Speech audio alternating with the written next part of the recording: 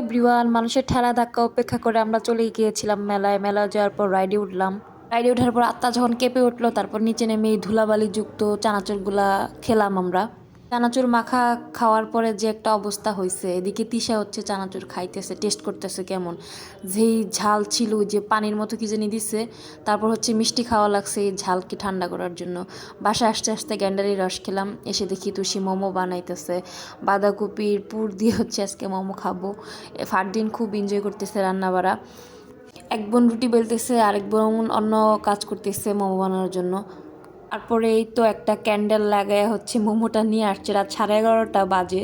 তাই ছোটোখাটো বার্থডের মতো আমরা হচ্ছে মোমটম ফু দিয়ে মোমো খাওয়া শুরু করে দিলাম। মোমো দিয়ে হচ্ছে আমরা বার্থডে উদযাপন করতে পারি, যেহেতু আমরা অনেক বেশি মোমো লাভার্স। শর্টকাটভাবে খিচুড়ি, যেটা হাতে মাখা একবারে সব কিছু বসায় দিয়া লেটকা খিচুড়ি আমার খুব ভাল লাগে, কারণ অনেক আলসামি লাগে অন্যভাবে রান্না করতে। আর এদিকে হচ্ছে উনি এসে পড়ছে হাজির। কি ব্যাপার, কি রান্না করতেছি, যা উনি খবর পাবেন এটা তো হয় না। উনি চলেও আসছে, অপেক্ষা করতেছে। না দেখা পর্যন্ত উনি এখান থেকে লড়বে না, যে কি খাইতেছি ওনার দেখা লাগবে, মাস্ট বি। এদিকে আমার খিচুড়ি প্রায় হয়ে আসতেছে।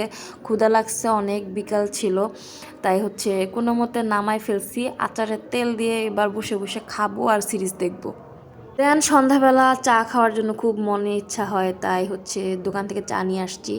তারপর এই যে বাচ্চারা ঘুমায় গেলে মারা মনে হয় এরকমই করে, পাশে বসে বসে ভাবে যে কেন এত বকাঝকা করি। এখন আমার আবার খাইতে ইচ্ছা করতেছে। Thanks for watching.